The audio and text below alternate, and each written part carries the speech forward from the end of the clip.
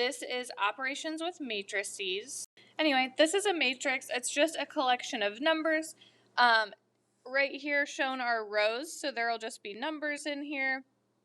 These would be the columns. Right here is showing rows. Again, there's just some numbers in here. Don't know why it did that, but it did, so here we are. So columns go up and down, rows go left and right. If you want to figure out the dimension of a matrix, all it does is describes the number of rows and columns. So you just write the number of rows, a little x, number of columns. So if you look at this first one, there are, so 3 rows, 1 column, we would just write 3 by 1. The next one, 3 rows, 3 columns, 3 by 3. So last one, 2 rows, 4 columns, 2 by 4. You can list out the elements of a matrix by using this little, like, I don't know what to call it, but anyway, this is how you do it. So you give them numbers. So this is like A1, 3. This would mean that it's in the first row, third column. So they're all in here numbered. So this A here, first row, first column. First row, second column. First row, third column.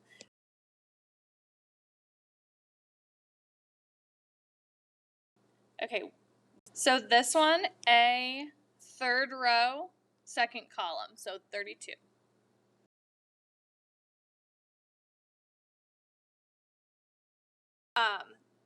Now, you can represent a system of equations. So if you remember from like Algebra 1 and Algebra 2, you solved systems using substitution, elimination, stuff like that, and you probably didn't like it. Well, you can also solve systems using a matrix. So each row represents an equation, and then the last column of the matrix shows the constants to the right of the equal sign, and it's called an augmented matrix. So essentially what you do is you take the number that's out in front of each variable, so any constants that you see, so here they all are, and then you just write them in a matrix. So I would write 2, 1, and then my answer, which was 7. And then I have a 1, -6, -1. And so I've turned this system of equations into a matrix. So these are the x's, these are the y's, the equal signs technically here, and then those were the answers. So you just write it as this augmented matrix, and then you can use a calculator to solve the system for you, which is really nice. Okay, so if I do the second one, it's the same thing, but there's 3 variables instead. So I'm going to highlight using different colors, just to show you that you got to make sure things do line up. So there's no y in the second one, so I'm not going to highlight any blue.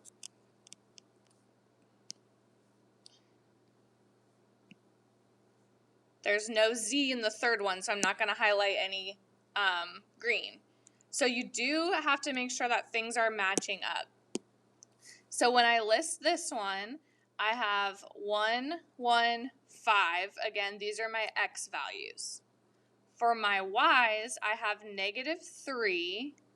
There's no y in the second one, so you just put a 0. And then you have 1. For my z's, I have 1, 3. There's no z in the last one, so you're just going to put a 0.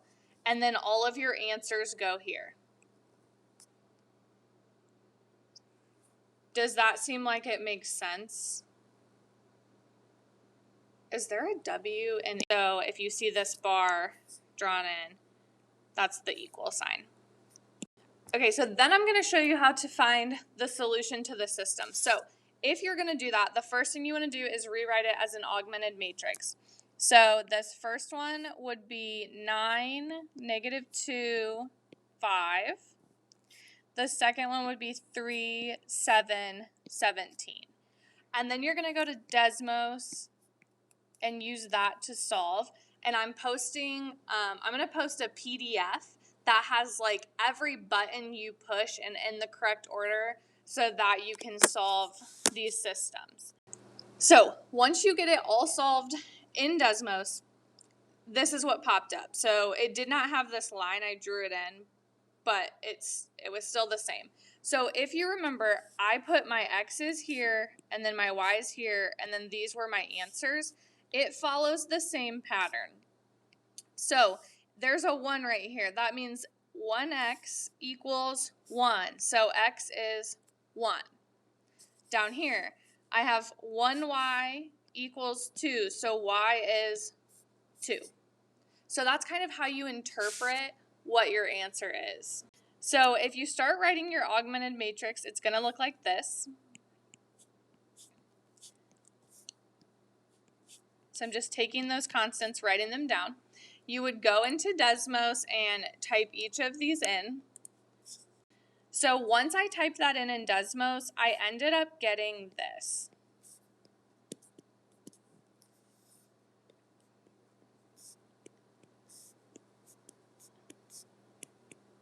And so if you look, there's a 1 in the x. So x is -2. There's a 1 in the y. It's 4. And lastly, z is -5. So pretty typically they go in order if you list your equation in order, but just make sure you do know how to interpret your answers.